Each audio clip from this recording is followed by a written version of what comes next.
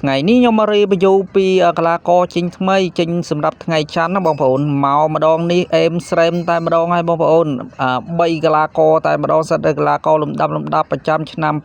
2027ហើយបងប្អូនណាហើយកីឡាករនេះឥឡូវយើងមិននិយាយច្រើនទេចូលទៅរៀបបញ្យូពីកីឡាករនឹងតែម្ដងទៅបងប្អូនកីឡាករទី1 Fabio Cannavaro គាត់មានអាយុ27ឆ្នាំកម្ពស់ 1.76 Play Style Destroyer បងប្អូនណាការលេងរបស់គាត់តែក៏អេមហើយការការពារ101.99បងប្អូនណាអាយុបាល់អី102បងប្អូនណាទប់ស្កាត់បាល់បងប្អូនការឈ្លានពាន98បងប្អូនហើយល្បឿនមួយអេមតែម្ដងបងប្អូនណាបង្កើនល្បឿនដល់ទៅ90 speed ល្បឿន88បងប្អូនណាលោតដល់បងប្អូនលោតបានខ្ពស់ដល់103ហើយរាងកាយក៏ល្អដែរបងប្អូនណា96ហើយ stamina 87បងប្អូនណាចូលមកដល់កីឡាករទី2កីឡាករ Alessandro Nesta គាត់មានកម្ពស់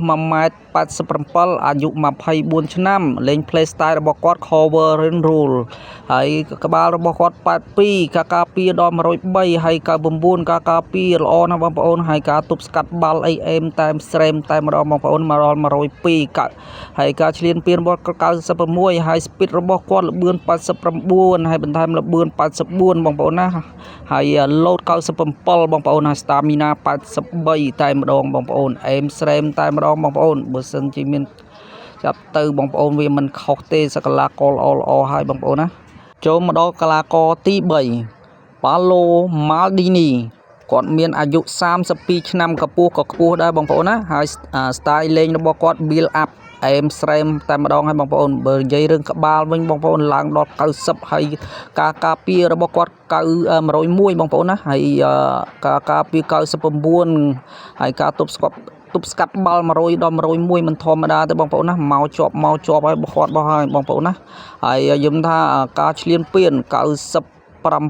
speed របស់គាត់88ល្បឿនណាបងប្អូនហើយការបង្កើនល្បឿនរបស់គាត់83ហើយថាមពលតតគាត់81ហើយការលោតរបស់គាត់ខ្ពស់តែម្ដងបងប្អូនណាលោតដល់95ហើយរាងកាយរបស់គាត់93ហើយបងប្អូនណាហើយ stamina របស់គាត់88តែម្ដងហើយបងប្អូនបើមានកាក់ចូលចាប់ទៅបងប្អូនណាបើមានលុយក៏បុកលុយចាប់ទៅបងប្អូនហើយតែបើអត់មានលុយហើយអត់មានកាក់ទៀតគឺអំបិលហើយបងប្អូនព្រោះខ្ញុំក៏អំបិលដែរអត់មានកាក់នៅសល់តែ500ទេអត់ហើយលុយក៏អស់ទៀតបងប្អូនហើយវីដេអូខ្ញុំមានតែប៉ុណ្ណឹងហើយជាចុងក្រោយសូមជួយ Subscribe Channel ខ្ញុំម្នាក់មួយផងបងប្អូនសូមអរគុណ